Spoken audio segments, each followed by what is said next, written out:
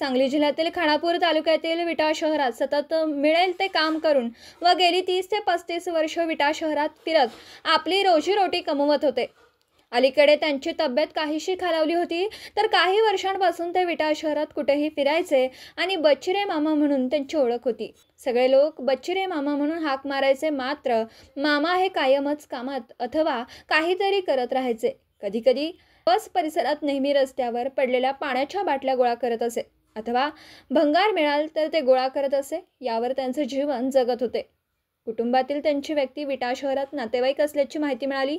नेहमीप्रमाणे ते प्लास्टिक बाटल्या व भंगार गोळा करण्यासाठी विटा बस स्थानक गेटमधून आज जात असताना सदर विटा खानापूर रोड बस स्थानक समोर एसटी बसच्या चाकाखाली सापडून ते गंभीर जखमी झाले।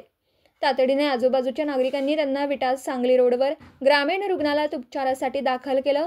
उपचारादरम्यान त्यांचा मृत्यू झाल्याने घटनास्थळी पोलिसांनी धाव घेत सदर पंचनामा करत मयत हरिदास नामदेव बच्चीरे वय वर्ष 75 राहणार विटा भवानीमाळ पाटील वस्ती असं पोलिसांना घटनास्थळी नागरिकांनी माहिती दिली।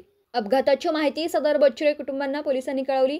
नेहमी बच्चीरे मामा पहाटेपासून सर्वत्र फिरायचे, सर्वांना नमस्कार करायचे, परंतु झालेल्या अपघातामध्ये त्यांचा मृत्यू झाल्याने सर्वत्र परिसरामध्ये हळहळ व्यक्त होतीये।